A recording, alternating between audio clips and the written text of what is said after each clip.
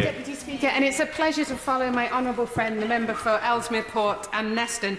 Mr Deputy Speaker, the debate around school funding always appears to follow the same tired pattern. Teachers, parents, education trades unions and the opposition parties all point to the facts around the increased class sizes, the number of teachers leaving the profession, the lack of adequate support for our children with SEND, the number of expensive subjects being cut from the curriculum, the cancelled school visits because the schools can't subsidise them, the number of teaching assistant jobs which have been cut or reduced, the declining state of the school estate, the request by schools to even put Amazon wish lists out for parents because they can't afford basic school supplies.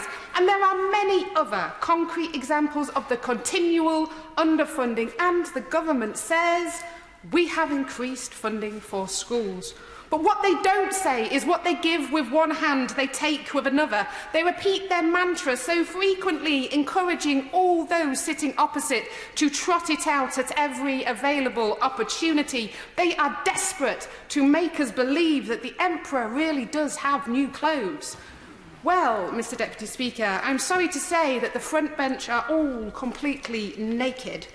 The reality is that the Institute for Fiscal Studies estimates that from 2015 to 16 and up to 18, it fell in real terms funding for schools by just over 4% per pupil.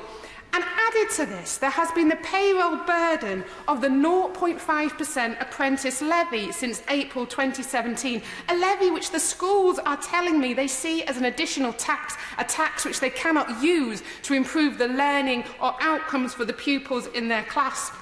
And then on top of that, we've had the increased national insurance contributions, the increase in inflation as well. And the number of children requiring SEND support has increased by 21% in the past 3 years.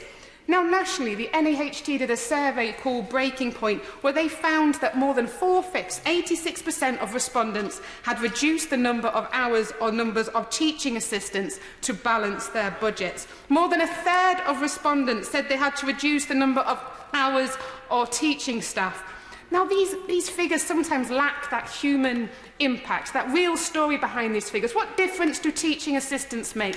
Well, I can tell you about the teaching assistants that I have worked with in my 11 years as an infant teacher and the difference they made. And yes, part of it was around that educational achievement over those children that didn't read often at home, who were taken every morning by myself or the teaching assistant to make sure that they had that time, that quality interaction to improve their reading. But there's much more to it than that, Mr Deputy Speaker. There's those stories which don't often come out on the floor of this House, the stories of when the child in your class at only 6 years old decides to vomit everywhere in the classroom. And who do you think goes to have to clear it up but the teaching assistant? Because the teacher then has to stop the 29 other children going to inspect the vomit that is in your classroom. And these things happen in an infant school classroom. These things happen in a nursery classroom. And yet what happens if you take those teaching assistants away? Can you imagine the disruption? Every teacher around in the country can tell you about the disruption of a bee in a classroom, let alone the disruption caused by a child who suffers from diarrhoea and vomiting. And over half of the schools in my constituency have had to make teaching assistants redundant. Now, the whole head teachers have already written to the Secretary of State for Education.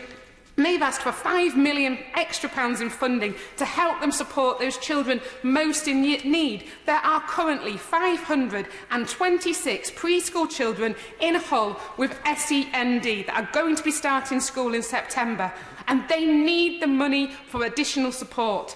And at this moment, the system we have set up is that schools are expected to have to provide £6,000 in additional support for children with SEND before they can access any other funding. So this is going to be an incredible cost to those schools. And I say to the Minister, what does he think is happening in schools to these children? Where does he think these children are going? What happens to the children that nobody wants? Those children that nobody wants end up being off-rolled. They end up being put in alternative provision. The number of children being home educated or educated outside a school setting has risen from 3,305 in 2010 to 8,304 in 2017.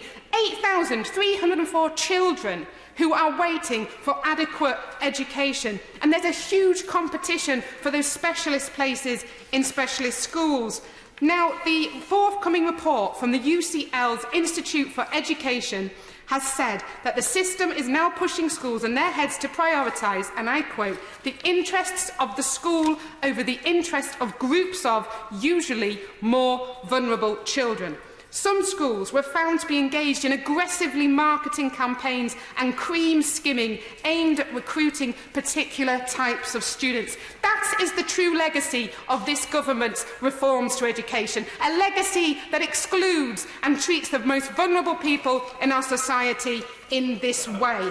Now, the world, Deputy Speaker, is becoming an increasingly dangerous place, with dangerous ideals being promoted much closer and closer to home. Now is the time, Minister, to be pouring our money into education, fighting fake news and preparing our children for the fourth industrial revolution. Because before you complain about the cost of education, you should first consider the cost of ignorance.